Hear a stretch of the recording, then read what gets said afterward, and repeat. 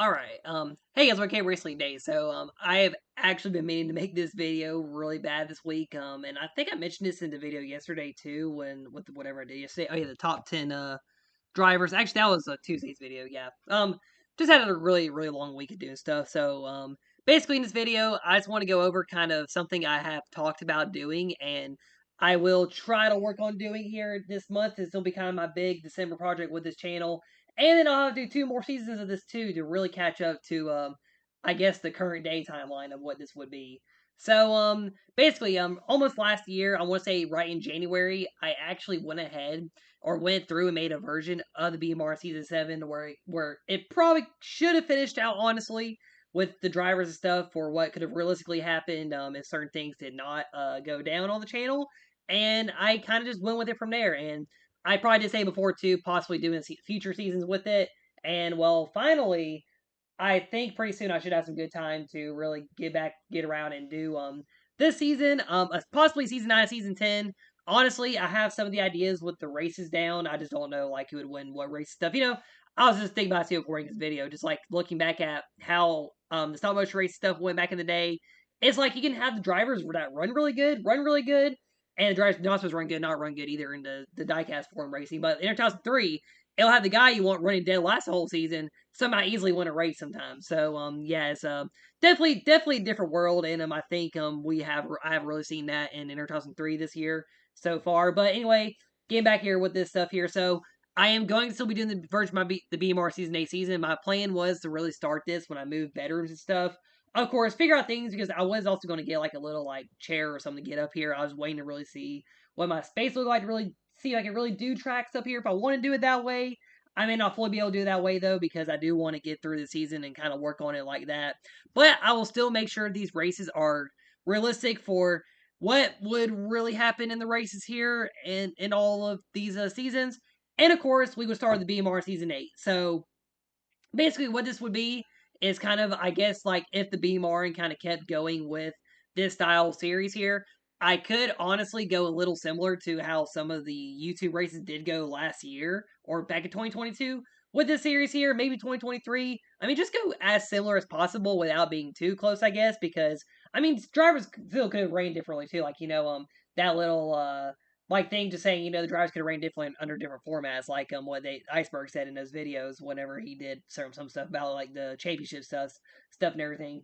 But yeah, in these seasons here, so season 8, I would say definitely would have been a lot of changes with no more YouTube signups and a lot of drivers either being no longer being around that weren't active enough, and just having all the drivers that would be active. So I would really say I did really see this coming actually too back in 2021 was that the roster would definitely go down, especially in the Gen 4 side. And I'll say, though, with some of the drivers in the Gen 4 roster for this season, I probably wouldn't have had in the series, especially if I tried doing 3 series, like I was trying to do an ARCA series back then, too. It would definitely be really hard to have 3 series because you wouldn't have had a lot of full-time drivers in the smallest series.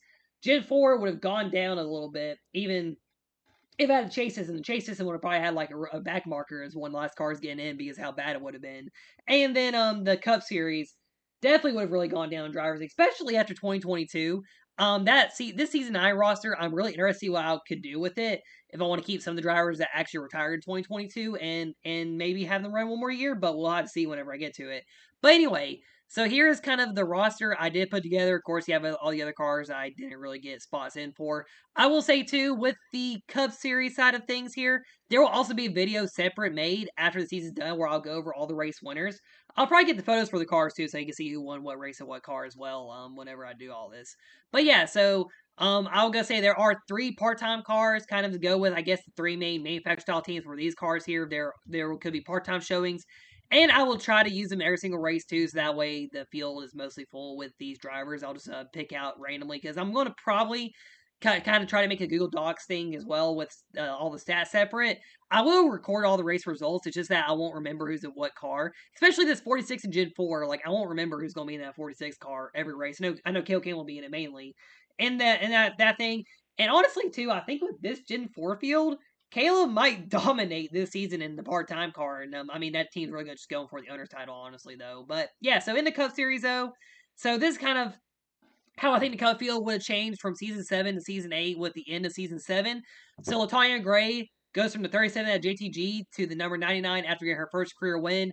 I think Trackhouse would have given her a chance here after her having a really good season in the last season. So definitely her going there. The number 1, number 2, and number 11 as well. I'll give a side note. Those are all the 3 part-time cars I will use for certain drivers in the races from the lower series to run in. So that way they'll at least have some races to come. Like I did that a lot back in the day. I had like some part-time cars for like the Gen 4 guys or girls want to run part-time, and they also had a Cup cars part-time.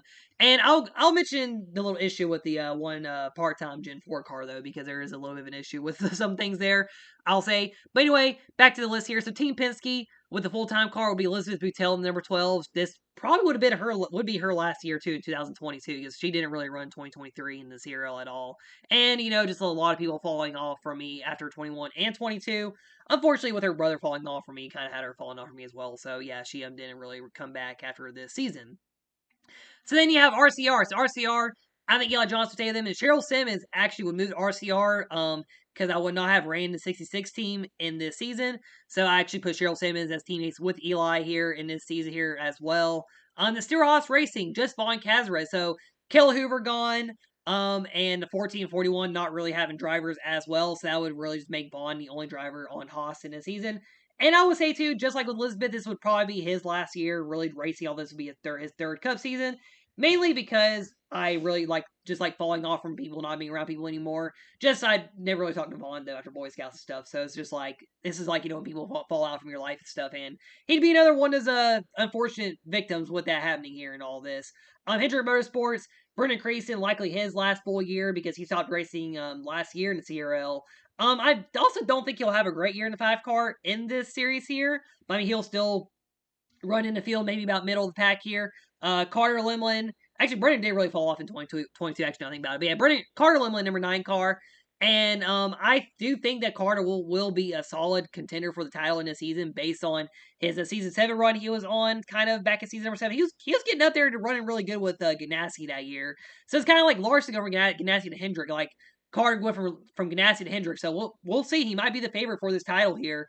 And what's crazy too is I'll think about throughout the season. If he does win this championship, that'll actually be Carter winning this championship and going out on a high note and retiring after as well, funny enough.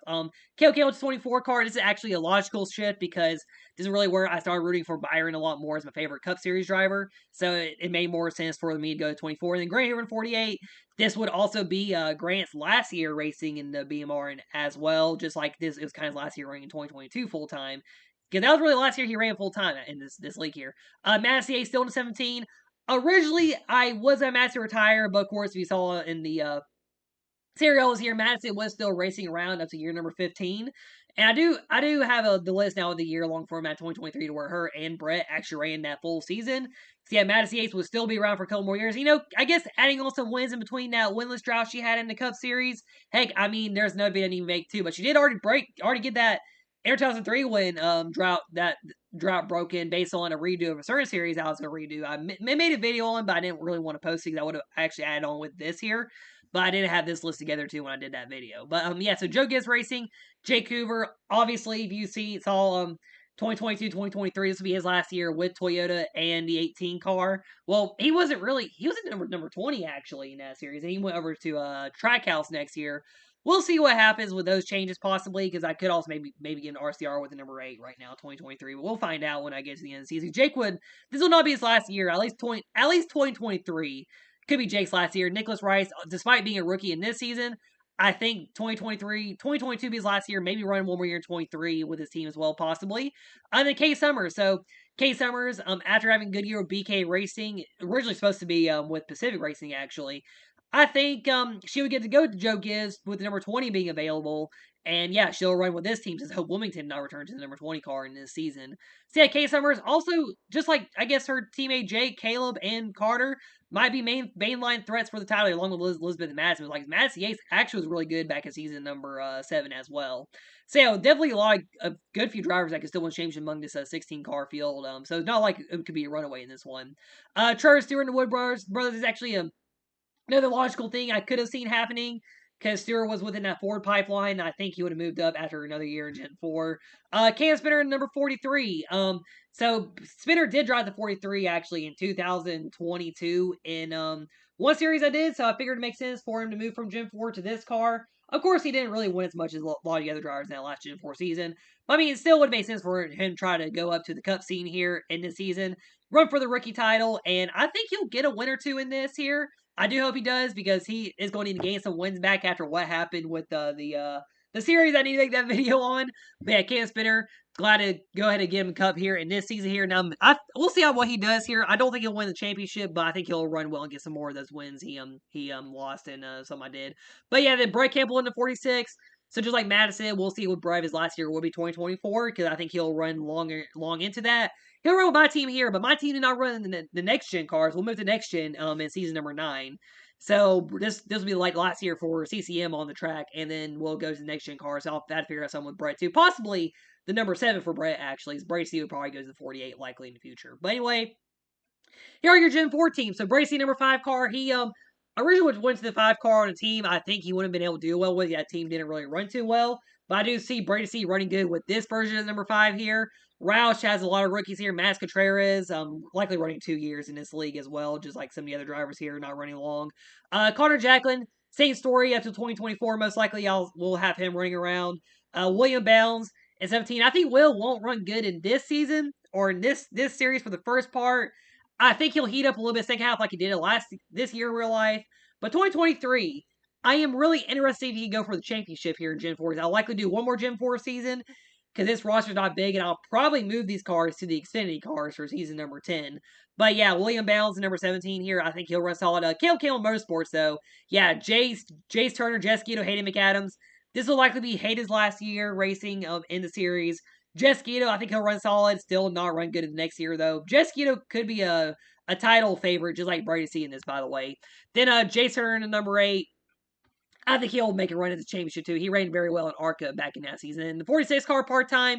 So if you do notice, there's no other part time car for the Cup guys and girls because yeah, this is the only car I really had because I didn't really end up putting any of the Yates cars and all this stuff here, any of the Fords or anything.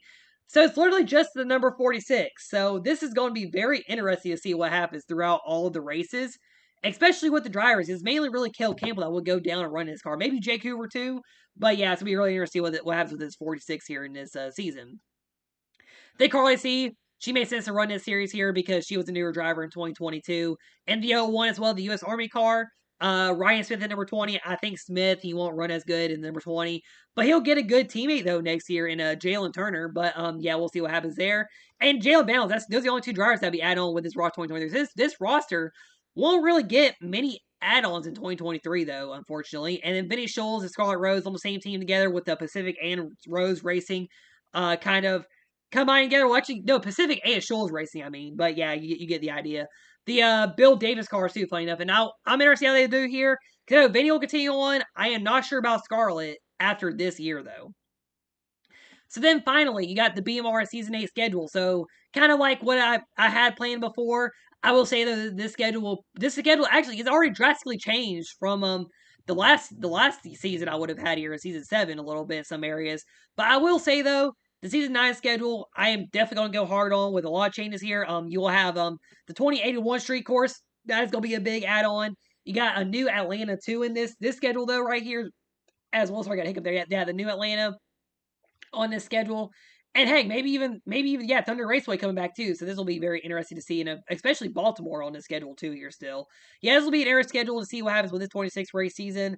And yeah, it'll be very interesting something to do here. So this is going to be really my December project on this channel that I am going to work on behind the scenes and stuff. After I'm done with the Wii Baseball stuff, after school's done, I'll be able to fully focus on this. And I think it'll be really entertaining. Of course, too, I'm going to get ready for 2025 with the serial as well. But also, too, I want to continue the series into 2025 a little bit as well, if you think about it. Season 9 being 2023, Season 10 being this past year, 2024, and then Season 11 in 2025, continuing it on and seeing kind of what would have happened in these races and stuff. It'd just be very entertaining to do. And like I said, I will do video on both seasons separate when I'm done with all this here as well. But yeah, this is kind of the preview video for all of it, though, as well at the same time. Anyway, thank you for watching the video here. Sorry, it's a little bit late uploading this today. I meant to upload this earlier today, but just really busy with doing stuff today as well. But anyway, This is KOK Wrestling signing out, and I'll see y'all in the next one.